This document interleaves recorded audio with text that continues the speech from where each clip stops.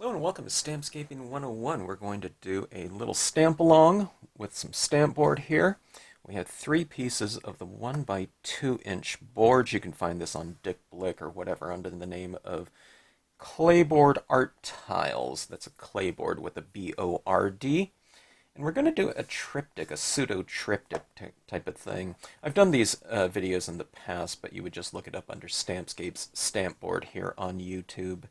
But I love doing these little triptych types of things because these raised tiles, these kind of, I don't know how thick these are, 1/8 inch or something like this, but the fact that they're raised really kind of lends themselves, the format lends itself to, I don't know, these unconventional types of embellishment projects. I don't know, that's how I would describe it or something like that. They just, I don't know. We've seen like pop-up dots and things like that used, but these pieces are just inherently raised, so we don't have to use we don't have to raise paper basically. These are already thick. All right, now I'm going to do a sunset type of scene. All right, so we just have some Distress ink mustard seed here. You can use whatever brands of ink you want, and I'm just going to give this kind of a base coat. My base coat is always my first color, and because we don't have to be, I don't know, careful about this at all, I just take tile to pad and just ink it right up, okay? Can't really do that with paper. You can't take a piece of paper and like smear it in here, but you can do that with these tiles, okay? That's one of those kind of application, I don't know, specialty processes, you can call it. I don't know what you would call it. That's one of those abilities of this type of three-dimensional board. The feel of these boards are like, think of it like, I don't know, kind of like a soft clay, like scratchboard or something like that, if you know what scratchboard is, but on like a masonite panel is how I would describe it. The material itself, when you're stamping on it, it feels like you're stamping on like a really smooth, like a satin finish matte paper. Well, it's not matte paper, but it's like a satin cardstock. Everyone's familiar with matte cardstock. Everyone refers to it as regular cardstock. Well, glossy cardstock is regular cardstock too. But there's a satin finish kind of that's in between the matte and the glossy. It's a lot closer to the matte, and that's what it feels like to use this surface right here, except it's on a hardboard panel. Okay, so I have that. Now one of the things for this little triptych thing, since I'm doing nature type of scene right here, is I'm going to transition my yellow here, and we'll try to make that into kind of like a sunset, like a horizon glow type of thing. So I'll darken up these two areas right here. One of the things you can also do with this type of split fountain type of transitioning color scheme is you can also just take a brayer. We used to do this in make and takes a lot. If you've been stamping for a while and you went to any of the conventions that Stampscapes used to attend, I'm talking about, 15, 20 years ago or something like that. For several years we did glossy cardstock demonstrations and make and takes, and then we also had a table going with Stampbord, okay, to teach people how to use that. All right, I'm just going across all three boards right here. You can see I'm kind of creating that little wave because of that, that separate crease there, but what you do is you just kind of go in here and just kind of even that out a little bit, like about like so. These don't have to be perfect. I do want them to match up a little bit, because it's supposed to be the horizon glow. We have something like that, and actually that's not so matched up. It doesn't have to be perfect, folks. It's just not, that way. Here, I'll be a little bit more careful when I get into that seam, and I'll even these up a little bit. All right, now, remember when I was talking about that finish on here, that kind of more satiny finish? If you notice these, as these kind of dry, it's not as sparkly bright a yellow as it was before. So what I'm going to do is I'm going to lay down that orange. That was a Potter's Clay Memento. Any orange will do.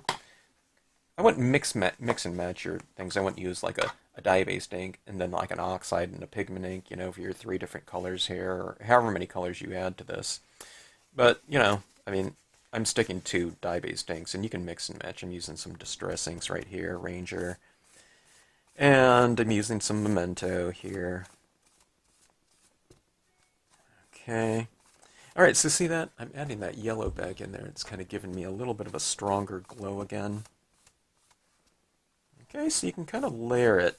Now, it's not going to dry glossy and super bright or anything like that, because again, we're stamping this over this clay surface, which is absorbent. Oops.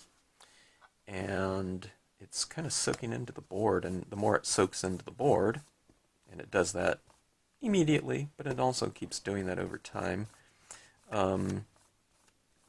it will kind of dry to a dull sheen. But I'll show you what we're going to do with that. We're going to spray seal it with a Krylon clear coat. All right, now we have that transitioning from yellow to orange like that. You can have it transition different ways. It could be yellow, orange, red. I'm just doing this yellow in the middle because it's going to be kind of like this little horizon glow with the stamp that I happen to be using on here. Okay, here comes some red. What is this one? Fired brick. Okay, going like that. Kind of transition it a little bit more than I'm doing. Okay, meaning you kind of stay in this area like that and then kind of move. So you get that transition, you know, as opposed to you don't want like a harsh red and then yellow. Okay, so let me take this kind of dry version of it and I'll kind of move it up here like so.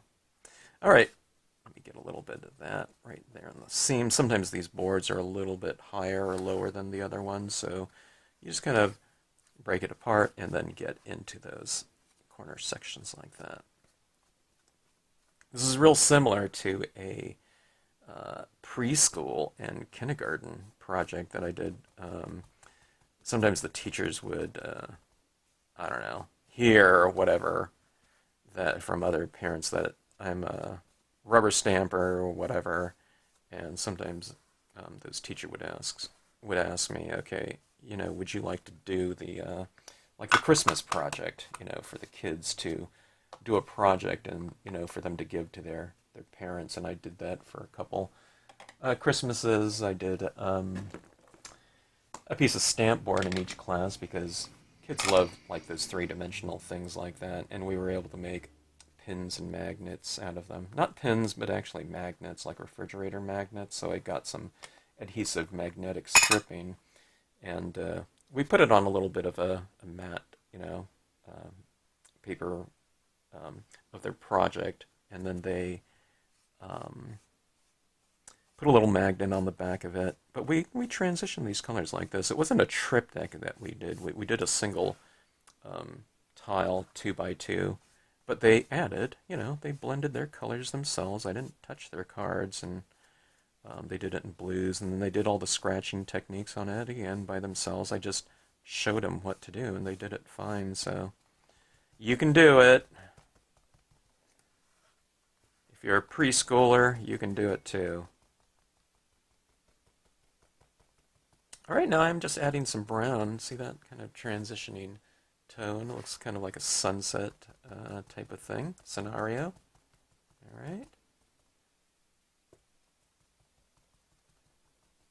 Okay. Now one of the things, when you get a little bit darker like this, see I'm kind of have this at an angle. I'm just using the same paper towel too. This is an easy process, folks. Just take it in a nice, easy fashion, and it doesn't have to be like a perfectly perfect transition or anything like that. Okay, now what I'm going to do on this with these boards is I'm going to take these, I call them tiles, okay? We'll take these tiles to stamp, okay? As opposed to stamp to tile. See, if I took this and I stamped it right over the top of it, that slight difference in heights between these and the seam, it would give me an impression, but I think I would miss the area right in the seams, you know, where these are coming together like this. Even if you tape them together, there's still going to be a little bit of an unevenness. So the way you get a perfect impression is you take these tiles to the stamp. Okay.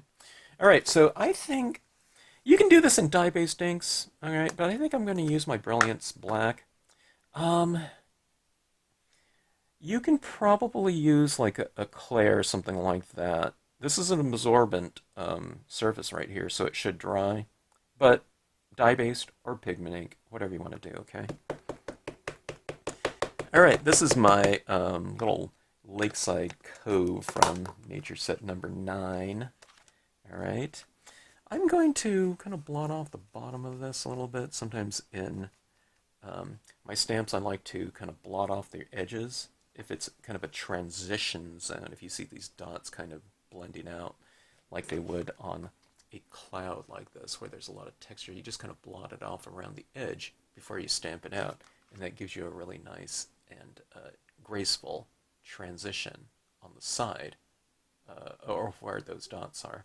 My dots are always a transition zone anyways. Okay, so I'm going to take this tile. I'm going to start with a center one, okay? Now this is one of the things that you can do with tiles. You can take tile to stamp because it's not paper. All right, I'll go about like so. And I don't know, the center one is just kind of this bottom half because there's no trees up here. Okay, now I'm going to take this one and I'll match it up. I'll push it right next to that. And we'll push down on there and get a good impression of that, okay? And I'm going to hold these like this, and I'll just take this one. I'll move it right in here. I'll stamp like this, okay?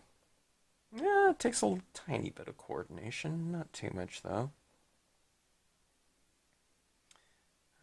Okay, and oops, I raised that one right there. Let's see if it happened. No, that didn't matter. Go like this. And we'll go like this. And we have our lakeside cove, okay? And see, by taking that tiled stamp, I think I did it this way, but it doesn't matter. Okay, we have our little area in there. We have these areas out to the side, and you could take this same stamp and stamp that part over here and this part over here, but let's just move on. Okay, so I think what I'm going to do now is I'm going to heat set this, okay? And I'll just take my heat gun and we'll heat set this for a little bit. Now see the Brilliance ink right there, it's a fast drying pigment ink, so it's going to expedite this process a little bit. Now this, my dye-based inks, even as much as I used on here, it's dried to the touch, but you know, there's a lot of moisture that was used on this absorbent clay, okay? So the clay is a little bit damp, and we're going to be doing some scratches into this tile. So the drier this is, you know, scratching into kind of a clean wet clay is not going to give me as clean a scratch as dry, okay? So that's why I'm drying it.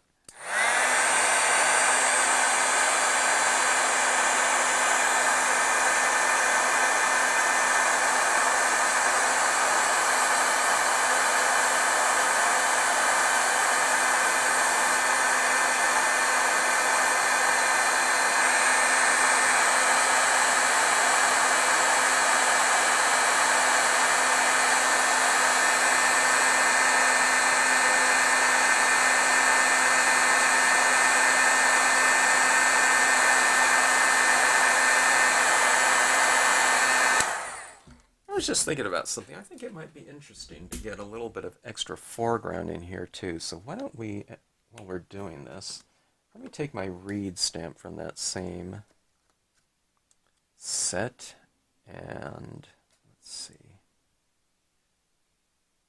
Let's take that Brilliance ink again. The Brilliance ink dries really quickly, so let's take this. These are just some little blades of grass, kind of reeds, I call it. And let's put some down here.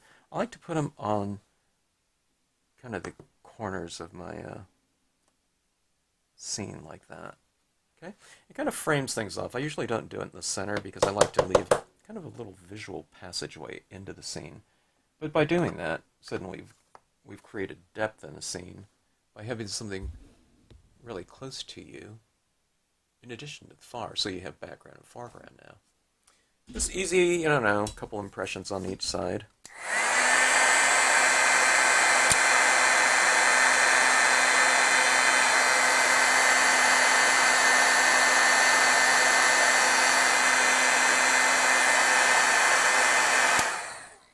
I don't know if that's completely dry, but it's dry enough. Okay, so if you have watched my other videos in the past, or if you've been a viewer of the channel for a long time, I've done these projects before using these scratch knives, or using just Stampbord in general, now Claybord Art Tiles, but there's many different tools that you can use on this type of surface for subtractive marks. This is just your standard calligraphy nib holder, but instead of a calligraphy nib, these are called scratch knives or scraper tools. One of them is like a spear. You'll find different brands with one just like this. This gives you a uniform line every time. These are knives too, but it's not like it's not like an X-Acto blade. You do really have to gouge yourself to cut yourself. And this one's like a little spoon with the side of it kind of honed down, so that it gives you kind of a scratch, a wider scratch type of surface. And if you want to get little stars, I go vertical with it like I did in my last scene. Now, we did stars when I was doing the preschool and kindergarten projects, and they love doing a little star type of thing, because this becomes like a little drill where you drill past the color that you've applied, and you put in a little star. It's really fun. I'm not going to do a star on this one because it's like a sunset. I guess it could be a twilight type of thing, but I don't want to put a star in this one. You can watch my last video if you want to see stars. Okay, now what do you do with these types of things? Where do you scratch on here? Well, in scenic stamping, you can do lighting, which you can do, like, let's say this is Happy Birthday or something like that, word stamps. You can scratch a little, kind of highlight on the tops of your letter forms or something like that, and your letter forms would look kind of three-dimensional with capturing some light or whatever. In scenic stamping, it's really fun to add in scenic lighting. So in my designs, you can see where my rocks, I have top-lit rocks, and then the bottoms of them are shadows, right? Well, you can reiterate this by putting a little bit of a extra highlight on the tops of the rocks, okay? Now see what I do is, see how I'm kind of scraping this? I'm rubbing it up. I'm not trying to get white with one scratch. You're just kind of lightly kind of rubbing. Think of this almost like you're sanding it off, okay? But see that? Look at that rock there, how it's really capturing that light. But see, in the middle of it, I kept the color, and the bottom part is the shadows, okay? So let's do this over a few of these. Now there's some really small rocks in here, so I can just use a smaller portion of this. It's like I'm just kind of, biting away a little bit of the top of that rock, but look at how that reveals the white of the board right there. Let me see if I can get in here a little bit closer for this kind of detailed work. This type of work right here is, I don't know, it's, for me it's the fun of these boards, okay? Now see, scraping like this with my hand is kind of awkward like this. So I just turn the project and my hand naturally scratches this way, okay? You don't always have to kind of work with your project upright. Just change it to the angle that's the most conducive for the application you're doing, okay? Just like this. I'm doing a little nick. It's just barely moving, okay? Well, because it's a, small rock, and here's a bigger rock. But look at the difference between these rocks here and these ones over here. These ones look okay. There's light, from light and shadow in here, but you do that little extra touch in there, and don't those look three-dimensional, okay?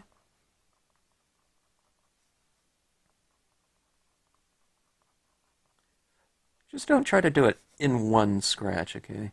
I mean, you could. It'd be more like an expressionist, type of woodblock looking print, which looks really cool. But when you're getting the feel of this, I would say take it slowly. And what I'm doing right here is I'm removing a little bit of that ink that I've colored, the white tile with. So in some ways, when you're digging through like this yellow right here, and you're digging into this rock right here, if I go very lightly, I can remove some of that red that I was applying in here and reveal the yellow or the orange underneath it. Okay. All right, now, so this is that kind of more spoon-like blade. There's different types. There's curved ones that look like a butterfly knife or something like that. That would be similar to this one right here. All right, so we see these little highlights in here, and see how three-dimensional that looks? Let's reveal a little bit more lighting on this one.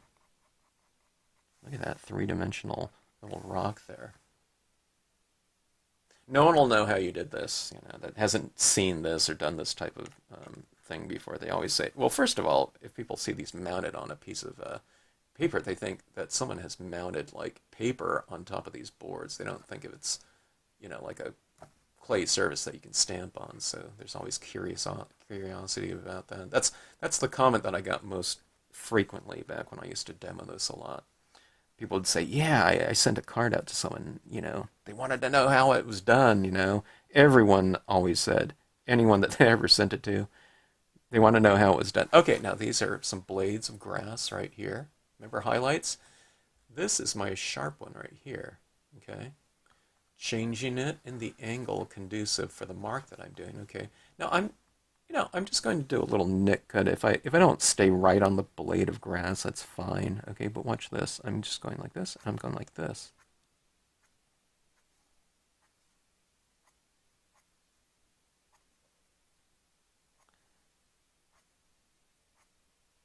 See that right there? Let's look at the difference between these two right here. Let's see how close my camera can focus in. Okay, doesn't these blades of grass look like they have a little bit of a highlight on them? These ones over here don't. Okay, let's take a look at that. See, these ones right here look a little bit, I don't know, slightly more dimensional to me. Maybe I overdid it with going with too many, but hey, this is fun stuff.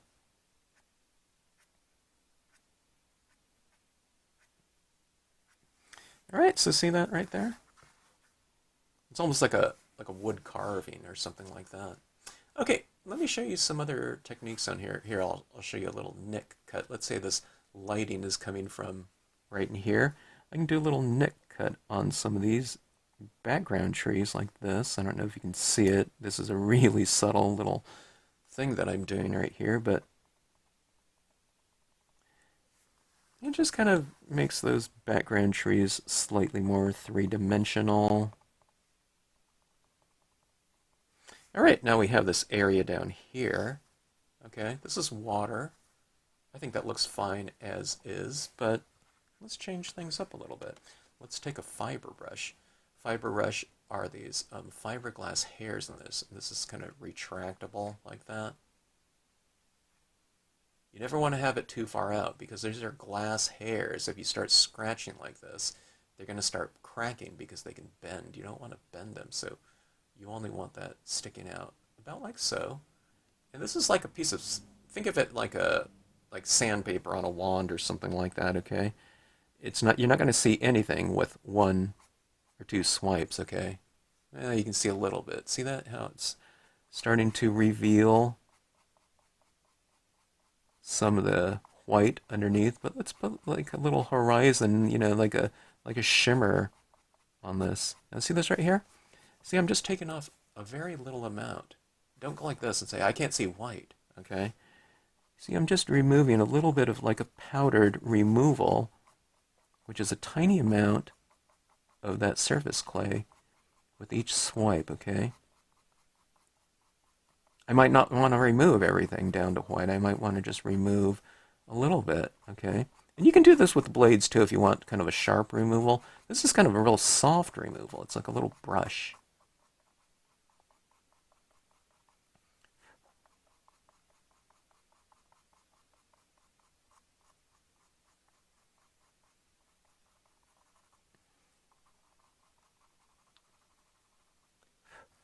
So that's kind of getting that little horizon glow. See that right there? Isn't that fun? That's a soft removal of media. I'm just going past some of that ink that I've applied. Now you can see in here it's not white, but it's the yellow underneath that I'm starting to reveal. And you can go even more if you want to. It's all up to you. Okay. You can put kind of some texture in your sky if you want to too. You can just take some of this and put little streaks across your sky or something of that sort. Kind of gives it a little bit of atmosphere. I won't do too much, although you could.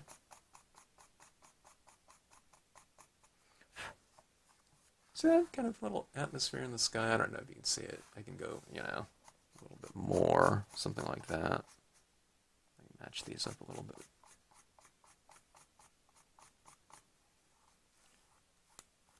A little atmosphere in the sky like that. Little streaks down here. But look at this part. Doesn't that look really great? Okay. So, that is that. Let me kind of finish off these pieces right here. If you've seen in my other video, I like to take, wherever it is, here's my Galaxy Gold, Brilliance pigment ink. Again, just any kind of pigment ink. It'll dry on here with what I'm going to do. This one just dries a little bit faster. But what I'm going to do is I'm going to take these tiles and I'm going to dab the edges. See, these edges are like a masonite panel. They're kind of boring like that.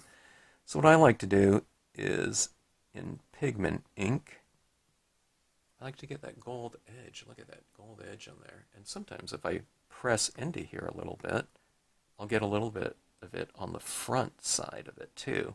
And that kind of gives me a little bit of a framing. I was telling someone that this kind of reminds me of like stained glass or something like that, where you have a little bit of that, I don't know what it is, like solder or something. There's probably some terminology for you.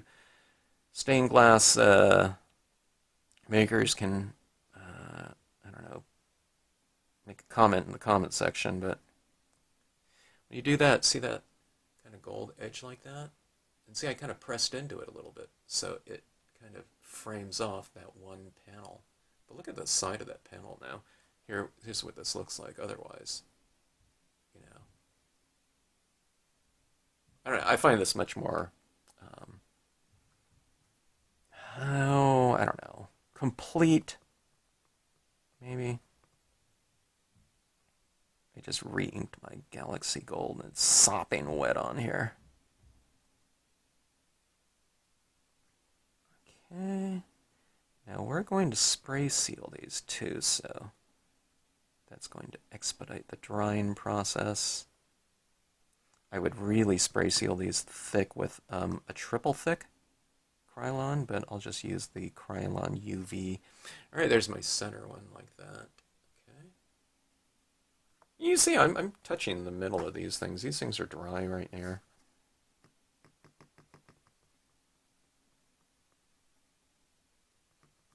These aren't like stamping on foil or dominoes or something like that of the past where you have to use specialty inks. This surface is really perfect for just about anything. It's the most versatile type of material you can possibly use. It's just been designed that way. There's certain things you can do on that. The stiffness of the board affords you the ability to do certain things with it. The thing that it's not great for are the things that any smooth surface isn't great for. Things like chalks, pastels, that type of thing that, works better if you have kind of a tooth or texture to your paper. I mean, you can possibly try it, but it's a smooth surface, so, not really designed for that. That being said, Ampersand Art has their pastel board, they call it. It has some texture to it. All right, so we have these three pieces right here, and I'm going to take my UV-resistant clear outside. I'm not going to film it, but I'm going to spray these. I'll spray the edges too, just so the edges get a little bit of this material on it and kind of expedites the drying process. But I shall do that now, and you'll see. But let's take a look and see the finish on these, okay? Beforehand, okay? See this? I tilt this. It's real matte looking, okay? Which can look fine, you know. I don't mind matte. But we'll spray seal these, and I think the clear spray will give it a slight more sheen and gloss to it. And plus, note the colors, okay? The colors are looking pretty good, but they'll get that much more deep by spray sealing and coating. All right, I am back. I gave the surfaces a pretty good coating of the Krylon UV. But like I said, I really like these when they are really, really thickly coated with the crystal, the triple thick or something like that. I used to use polyurethane, so there wasn't even art spray. It was kind of the sprays that you might spray, I don't know, if you're finishing off some furniture, like outdoor furniture or something like that. But it gives it kind of a glaze-coated tile type of look. But, okay, I got a little bit sloppy with my perimeter here because my gold pad was just slathered with ink. So, but it doesn't look too bad. If you look closely, I touched some of it like that. And then my paper, it was windy outside, and I had these tiles, and the wind went like flip, and one of these went flying over there or something like that. So I don't know, but I'm doing this video, so I wanted to expedite the entire process. But look at that sheen on there. Isn't that kind of nice, And I don't know if you noticed, but the color saturation of the inks becomes much more pronounced when you spray them like that. You get the benefit of that yellow underneath the orange and underneath the red and brown, kind of influencing the overall mark like that a lot more. But you can see these scratch marks on there. You can still see the highlighting on there. And I don't know, it just gives it an overall, kind of nice look. All right, so I've pre-formatted a card like this. I've just kind of cut out a few mats. This is a pre-folded purple card. Oops, I have a lot of ink on the back of this here, but just for the sake of showing you kind of some easy formatting here. Let me try not to touch. See all that ink around the sides. Normally, I would wait for this to dry, but I don't want to wait to do that. It doesn't have to be that sloppy, I would leave it to dry like an hour or two or something like that overnight. Whatever, before spray sealing. If I put that big slathering of, wet metallic pigment ink on the sides like that. But for the sake of this video, let's get it up here. All right, these are just some photo squares, or mounting squares they call them. And I like to present these little triptychs with a little bit of space in between the imagery. I think it gives it a really cool look to do that. There's these little inchy tiles too, and I've seen, I think I've done one in the past that's 3 by 3, so there's little inchies, and you have these 9 tiles on a piece like that. But I have to give it like 1 or 2 mats, mounts or whatever. But see this gold right here, I've given it this black perimeter like that because of that gold edge to it, okay?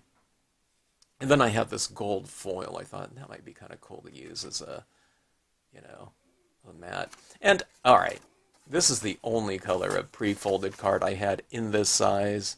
It would be better kind of in black, or, I don't know, maybe even like a dark brown or copper would look cool with this color scheme. But I figured, I don't know, yellows and, kind of golds go pretty well with purple. So I just used the purple, but yeah, it would be better with a different color. I think black would look really cool. But anyways, look at this formatting on here. See that raised aspect to this card? I mean, doesn't that make it look really cool? I mean, I love pop-up dots and stuff like that. I love three-dimensional types of applications of paper and stuff, but look at that. See, there's that gold coming into play like that. But it kind of gives it this substantial type of feel. And like I said, if you send anything like this with this type of embellishment out like that, Everyone will want to know, how did you do that, you know? One of the cool things that people used to do was they used to stamp out, you know, a whole scene like this sometimes.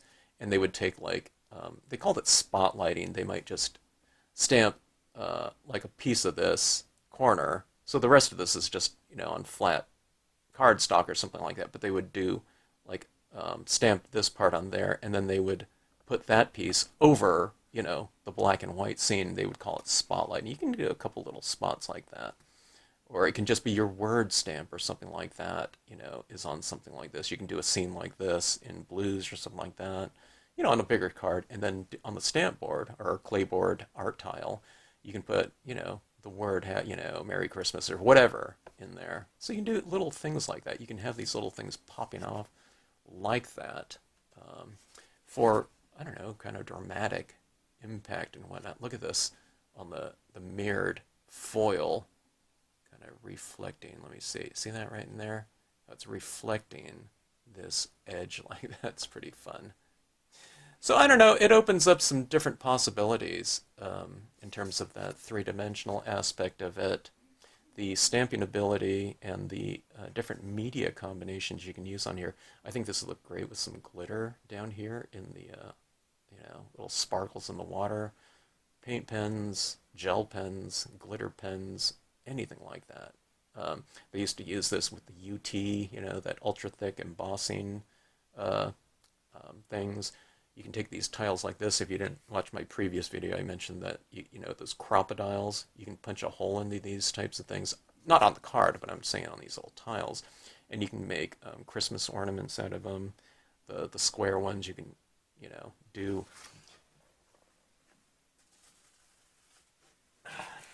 like a square one like this. You can take this and make a ornament out of it like this. You punch a hole, you can do this whole back gold or something like that. Or you can go like this, and you do the crocodile. Crocodiles punch through this material like it's butter. You just put a little hang hole on there, and you can make little Christmas ornaments. You can decorate the sides and do little embellishments or whatnot. You can put someone's photograph right here. This is what we did in the preschool and kindergarten class on one of our tiles. We did kind of a lakeside cove like this on a tile like this, but then we also did a decorated edge with stamps and whatnot. And then we put a little photograph of the child right here and punched a hole in here. And then there was like a little ribbon or a hang, you know, ornament hanger or something like that. And those made for great little ornaments. So all kinds of possibilities like that. Alright, so anyways, I hope you enjoyed the video. If you like this video, hope you like, share, and subscribe. And we'll see you on the next Stampscapes 101.